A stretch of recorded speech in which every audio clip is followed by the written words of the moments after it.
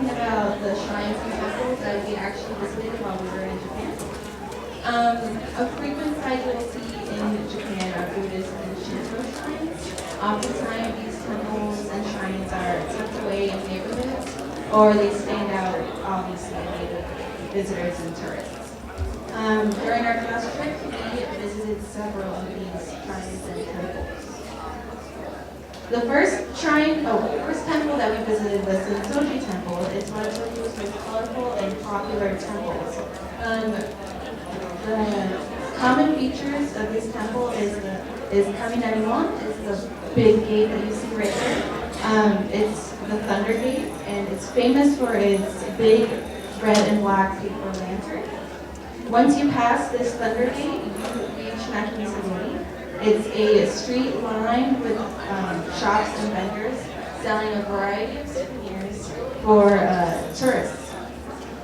And once you pass Nakimisagori, you reach Hozumon. Hozumon is the treasure house gate, and this marks the entrance to the main hall of the temple. And unfortunately, I don't have any pictures inside the temple because you're not allowed to take photography.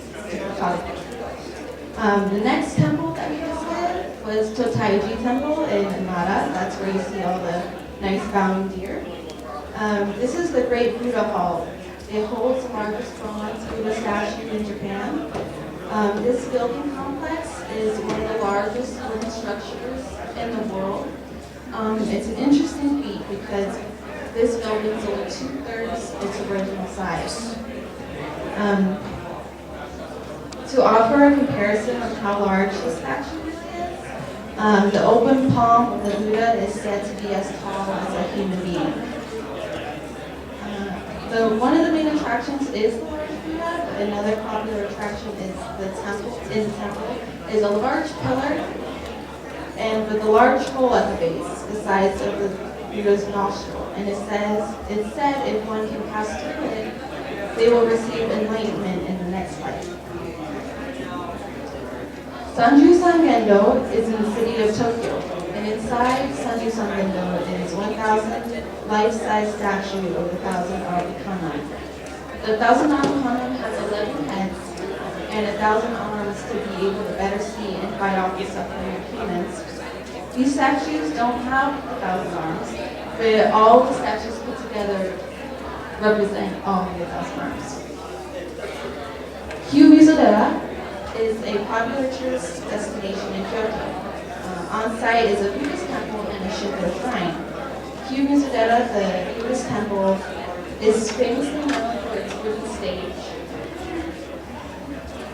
During the Edo period, if someone were to jump over the edge and survive the 42-foot drop, their wish would be granted, but that practice is prohibited now.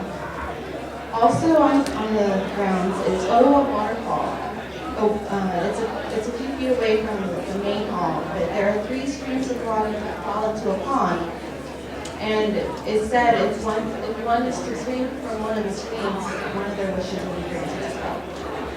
The Shinto shrine on the grounds is Jishu Shrine, and it's dedicated to the god of luck. At the shrine, there are a pair of luck stones set 20 feet apart, and the saying goes, if someone can walk from one stone to the other with their eyes closed, they'll have success in luck.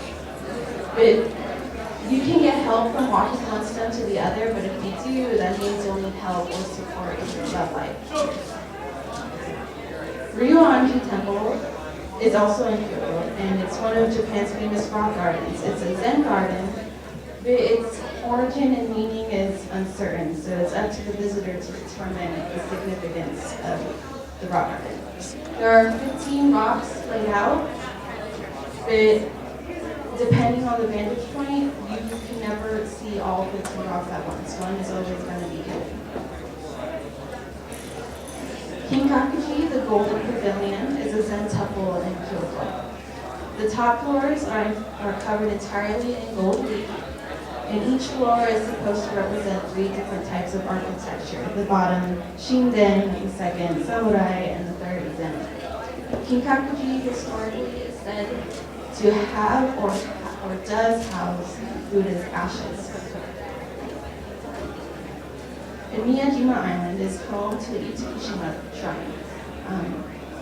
Itumishima is known famously for its floating torii gate. Both the shrine and the torii gate are unique for the fact that they were built over the water, making it seem like they're floating above it. At low tide, visitors are actually able to go walk across the bay and touch the torii gate, but unfortunately when we were there, it was a high tide, but we were able to see some people kayaking around the torii gate and whatnot.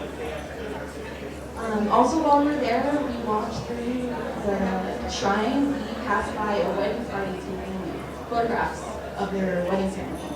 And this way you can briefly see behind that large statue the bride and the groom in their traditional garb.